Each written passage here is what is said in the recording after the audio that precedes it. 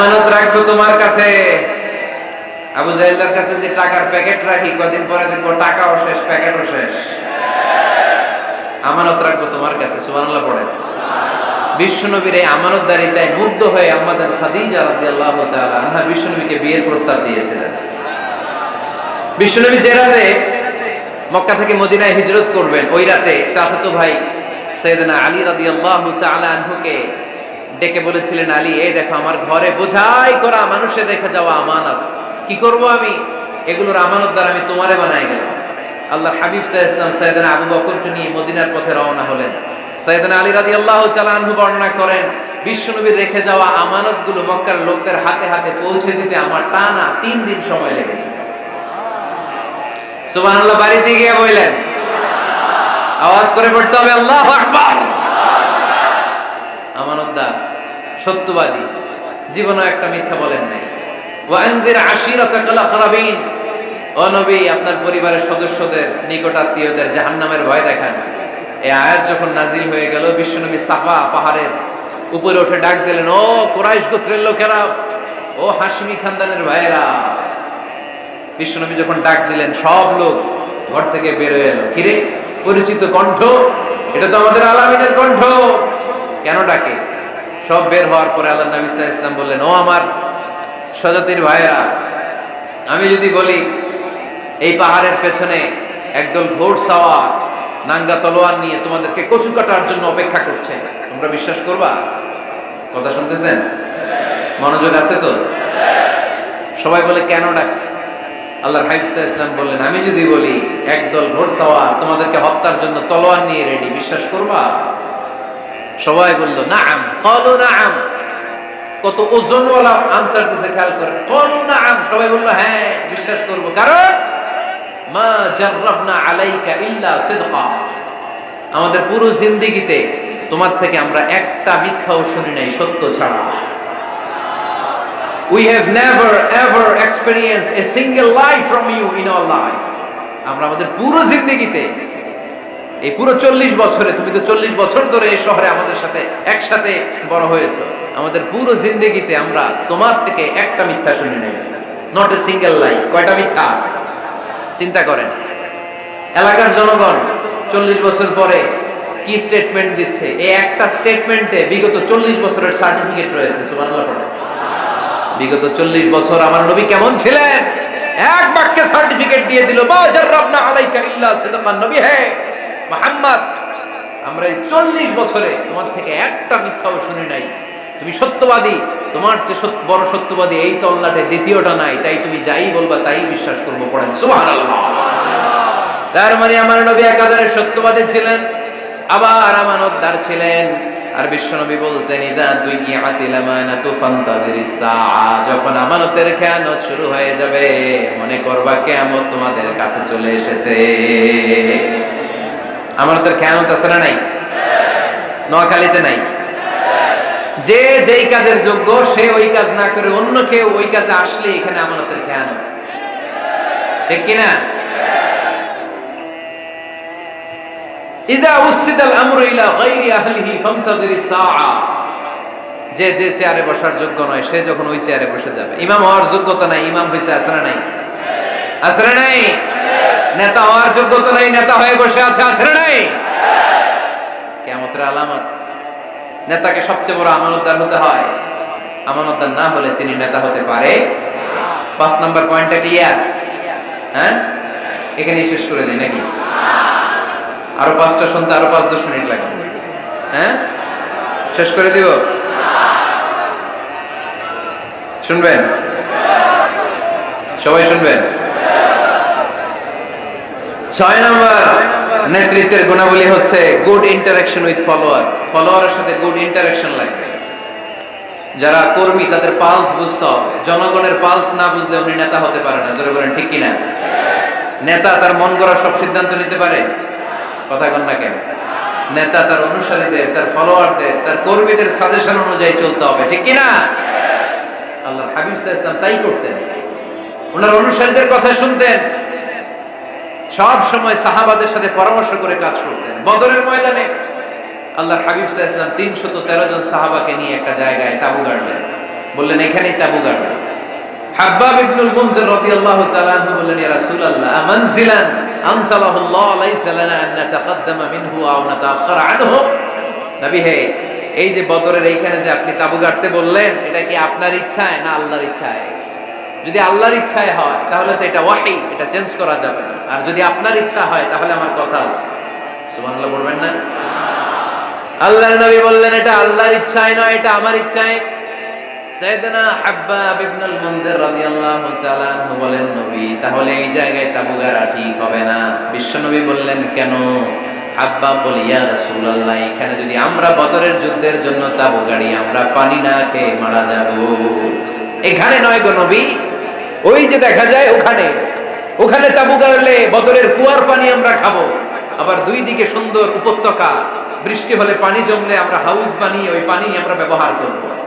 নাশরাবু ওয়ালা ইয়াশরাবুন, আমরা পানি খেয়ে খেয়ে এনার্জি পাবো, আর কাফেরের বাচ্চাগুলো না খেয়ে তৃষ্ণার অভাবে মারা যাবে। জোরে বলেন ঠিক কি না? বিশ্বনবী অবাক হলেন হাব্বাবের ইন্টেলেকচুয়াল আইডিয়া দেখে। আল্লাহর হাবিব সাল্লাল্লাহু আলাইহি ওয়াসাল্লাম বললেন, হাব্বাব যেটা বলেছে সেটাই আমার কথা, এখান থেকে তাবু উঠাও, ওইখানে যে তাবু গাড়ো যেখানে আমার হাব্বাব দিক নির্দেশনা দিয়েছে। পড়েন সুবহানাল্লাহ। কোনো গোরামি আছে?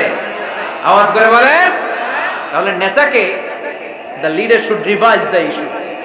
He should accommodate all the suggestion come from his follower. তার ফলোয়াররা কি পরামর্শ দেয়, কি ধরনের সাজেশন দেয়, এটা জেনে লিডার আমলে নেওয়ার দরকার আছে না নাই? নেতার 7 নাম্বার কোয়ালিটি হচ্ছে কনফ্লিক্ট রিজলভিং অ্যাবিলিটি। নেতাকে বিরোধ নিষ্পত্তি করার যোগ্যতা থাকতে হবে। মারামারি লাগলে এটা থামাইতে জানতে হবে। নেতা যদি মারামারি দেখে ভয় পায়, আপনি নেতা হতে পারবেন? কথা বলেন। নেতার কাজ হচ্ছে রক্তক্ষয়ী যুদ্ধকে থামিয়ে সেখানে শান্তির সমীরণ বইয়ে দিবে। তিনি আমাদের নেতা, ঠিক কি না? আল্লাহর হাবিব সাল্লাল্লাহু আলাইহি ওয়াসাল্লামের বয়স তখন 35। বয়স কত? মজার একটা ঘটনা, খেয়াল করে শুনবেন। বয়স কত? 35। কাবা ঘরের পুনর্নির্মাণ হবে। কাবা ঘরের 4টা কর্নারের একটা কর্নার আছে আর রুকনুল হাজারিল আসওয়াদ, যেখানে হাজরা আসওয়াদ পাথর থাকে, ওইটাকে সরানো হয়েছে। এখন কাবা ঘরের নির্মাণ শেষ, ওই হাজরা আসওয়াদ পাথর নিয়ে এটার কর্নারের মধ্যে সেট করা হবে। কিন্তু কে রাখবে? কারণ হাজরা আসওয়াদ তো যেন তেন পাথর নয়, জান্নাতি পাথর। কিয়ামতের দিন এই পাথরের ভেতরে আল্লাহ একটা জিহ্বা দিবে, 2টা চোখ দিবে। এই পাথর বলবে, আল্লাহ এই লোকগুলো আমারে চুমু দিয়েছিল, এর উসিলায় আজকে তুমি তার জান্নাতে ঢুকায় দাও। তো এটা অনেক সম্মানিত পাথর, এই পাথরকে বহন করাটাও সম্মানিত। 4 দলের মক্কার 4 নেতা বলে, এই সম্মান আমরা হাতছাড়া করতে চাই না, কেউ এই পাথরে হাত দিতে পারবে না। এক নেতা কয়, আমি নিব, আমি নিয়ে এটা কাবা ঘরে রাখবো। দ্বিতীয় নেতা বলে, না, এই পাথর আমি অন্য কাউরে দেব না, এটা অনেক সম্মানের, অনেক প্রেস্টিজিয়াস ইস্যু, আমি এই পাথরটা হাতে নিয়ে কাবা ঘরে রাখবো। তৃতীয় নেতা বলে, না, রক্তের গঙ্গা বইয়ে দেব, কিন্তু এই পাথর কাউরে দেব না। চতুর্থ নেতা বলে, না, আমি নেব। কিলাকিলি আছে না নাই? পাথর কয়টা? নেতা কয়জন? 4 জন। কিভাবে এই সম্মানিত পাথর নিয়ে সেট করবে? কেউ মীমাংসায় যেতে পারে না। এক মুরব্বী বলে, থাক আজকের জন্য এখানেই, সবার মুলতবি, আগামী দিনে এই মসজিদুল হারামের দরজা দিয়ে প্রথম যে ঢুকবে সে সিদ্ধান্ত দিবে। আল্লাহর মেহেরবানি, এর পরের দিন এই পথ দিয়ে ছুটে এসেছে বিশ্বনবী মুহাম্মদ। সুবহানাল্লাহ পড়বেন না? এরা হতে হেলে দুলে নুরানি তনু ওকে আসে হায়, সারা দুনিয়ার হেরে মেরে পর্দা খুলে খুলে চায়, সে যে আমার কমলিওয়ালা কমলিওয়ালা, তার ভাবে বিভোল রাঙা পায়ের তলে, পর্বত জঙ্গল টল মল টলে, খুরমা খেজুর বাদাম জাফরানি ফুল ঝরে ঝরে যায়, সে যে আমার কমলিওয়ালা কমলিওয়ালা। এরা হতে হেলে দুলে নুরানি তনু কে আসে হায়, সারা দুনিয়ার হেরে মেরে পর্দা খুলে খুলে চায়, সে যে আমার কমলিওয়ালা কমলিওয়ালা, সে যে আমার কমলিওয়ালা কমলিওয়ালা। সুবহানাল্লাহ পড়েন আওয়াজ করে। কমলিওয়ালা নবী প্রথম আসলেন, সবাই খুশি, জামিন রাদিনা বি। আরে আলামিন আসছে, আলামিন আসছে। সবাই বিশ্বনবীকে বললেন, এই এই ঘটনা। কেউ তো পাথর ছাড়তে চায় না। পাথর হইল একটা, নেতা কয়টা? এখন কে এই পাথর নিয়ে রাখবে, এই নিয়ে মারামারি। আল্লাহর হাবিব সাল্লাল্লাহু আলাইহি ওয়াসাল্লাম বললেন, যাই হালুম্মা ইলাইয়া সাউবান, একটা কাপড় নিয়ে আসো, আমি এখনই সলিউশন করে দিচ্ছি। সুবহানাল্লাহ নাই? কাপড় নিয়ে আসা হলো। বিষ্ণু বললেন, কই পাথর? সবাই বলল, এই পাথর। আল্লাহর হাবিব সাল্লাল্লাহু আলাইহি ওয়াসাল্লাম মোবারক হাত দিয়ে পাথরটা তুললেন। চার নেতারে বললেন, ও চার নেতা, কাপড়ের চার কর্নারে তোমরা ধরো। চার নেতা কাপড়ের চার কর্নারের মধ্যে ধরলো। বিশ্বনবী নিজ হাতে পাথরটা নিয়ে কাপড়ের মাঝখানে রেখে দিলেন। এবার বিশ্বনবী আগে আগে যায়, চার নেতারে বললেন, চার কর্নার ধরে পাথরটা নিয়ে আমার পেছনে পেছনে আসো। কাবার কাছে যে বিশ্বনবী আবার নিজ হাতে পাথরটা তুললেন, আবার নিজ হাতে কাবার ভেতরে রেখে দিলেন। পড়েন সুবহানাল্লাহ।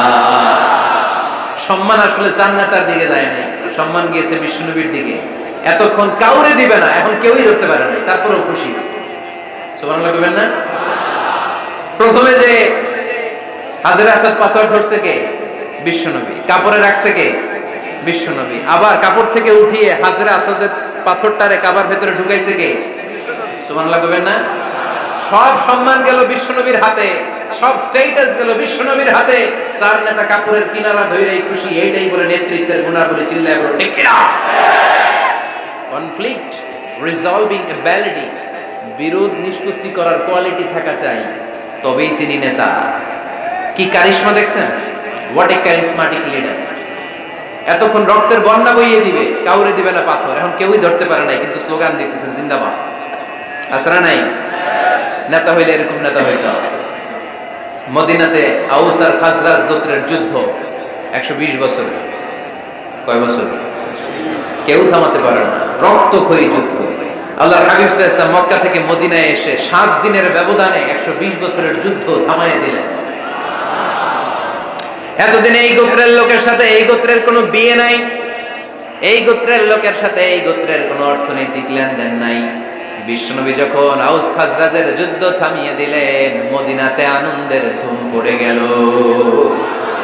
নতুন নতুন উৎসবের ধুম পড়ে গেল। সব ভাই ভাই। নেতা হইলে এরকম নেতা হইতে হবে, কোনো মারামারি থাকতে পারবে না সমাজে। চিল্লায় এখন ঠিক কিনা? নেতা আসলেই সমাধান, নেতা আসলেই। সহিহ বুখারীতে একটা কিতাব আছে, কিতাবুস সুলহ, মীমাংসার অধ্যায়। একটা বাব আছে, বাবু কওলিল ইমামি লিআসহাবিহি ইযহাবু বিনা নুসলিহ বাইনাহুম।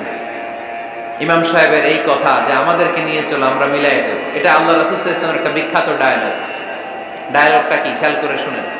যুদ্ধ, মারামারি আর ঝগড়া শুনলে আল্লাহ রাসূল সাল্লাল্লাহু আলাইহি ওয়াসাল্লাম বলতেন, ইযহাবু বিনা নুসলিহ বাইনাহুম। আরে আমরা আছি তো, আমগরে নিয়ে যাও না, আমরা মিলাই দেব। সুবহানাল্লাহ পড়েন। মারামারি দেখলে বিশ্বনবী মিলাই দিতেন। আল্লাহর হাবিব সাল্লাল্লাহু আলাইহি ওয়াসাল্লাম বলতেন, আলা উখবিরুকুম বিআফদালি দারাজাতিন মিনাস সালাতি ওয়াস সিয়ামি ওয়ান নুসুক। রোজা, নামাজ, সালাতের চেয়ে বড় একটা সওয়াবের কাজ আছে, ওটা কি আমি তোমাদের বলবো না? সাহাবারা বললেন, সেটা আবার কি? বিশ্বনবী বললেন, ইসলাহু যাতিল বাইন। দুইজন ঝগড়া করতেছে, তুমি ঝগড়া না লাগায় দিয়ে মিলাই দিবা, এর চেয়ে ভালো কাজ হয় না। জোরে কোন ঠিক কি না? সবচেয়ে শ্রেষ্ঠ কাজ। নোয়াখালীতে আগুন লাগলে আপনারা কি দিয়ে নিবা? কি দিদায়? পানি। অনেকে ওই জায়গায় তেল দেন। জ্বলতেছে কি? আগুন।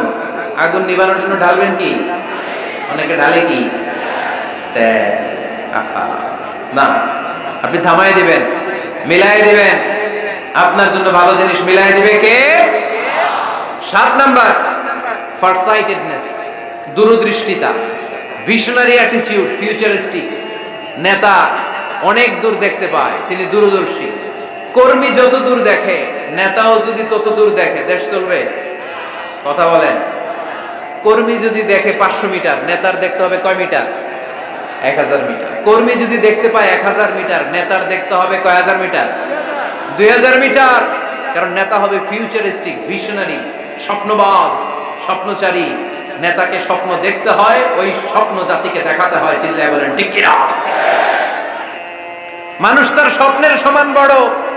আপনি কত বড় আপনার স্বপ্ন শুনলে বোঝা যাবে।